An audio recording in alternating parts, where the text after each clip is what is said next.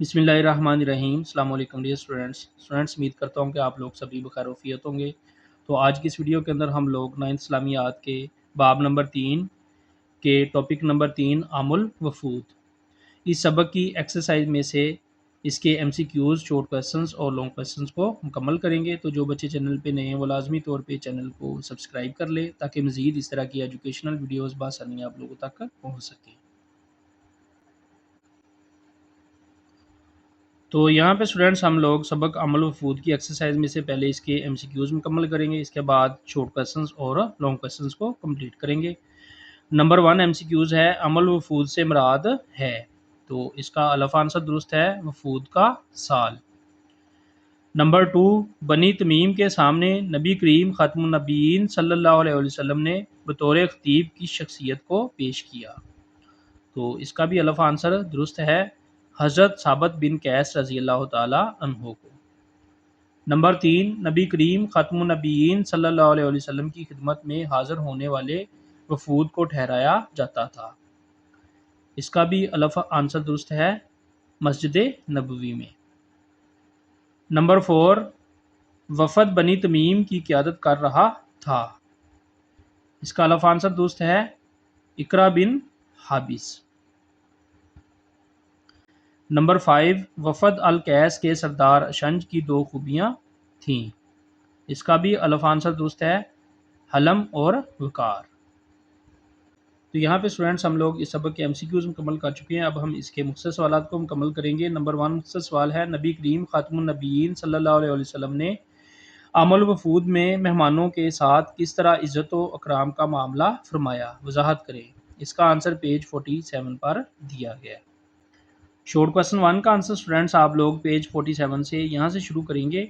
नबी करीम ख़ातमुन नबीयीन सल्लल्लाहु अलैहि वसल्लम तमाम वफूद के साथ ऐसे हुस्न सलूक और शफ़क़त से पेश आए कि वो मुतासर हुए बगैर ना रह सके।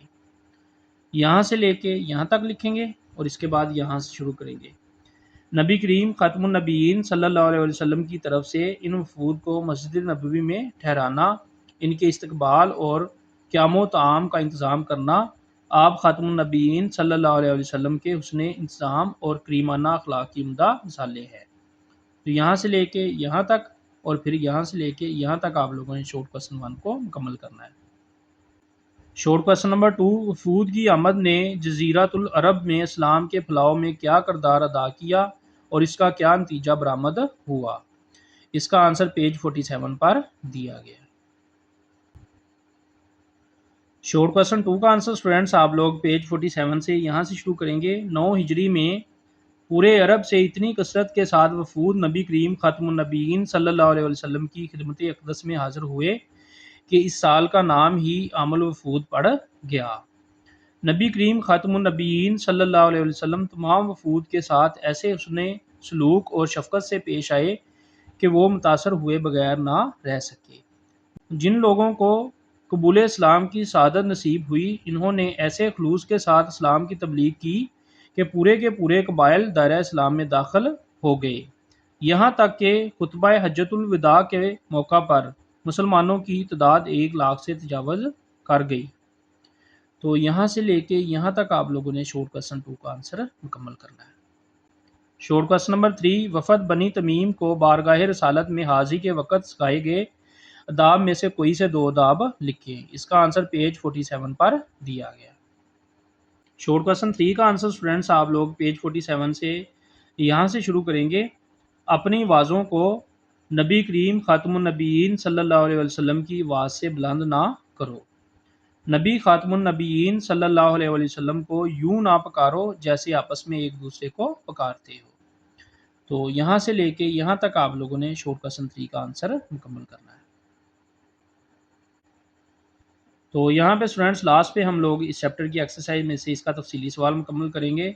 वफ़द नजरान के बारगाह रसालत में हाज़िरी का अहवाल बयान करें। इसका आंसर पेज 48 पर दिया गया है।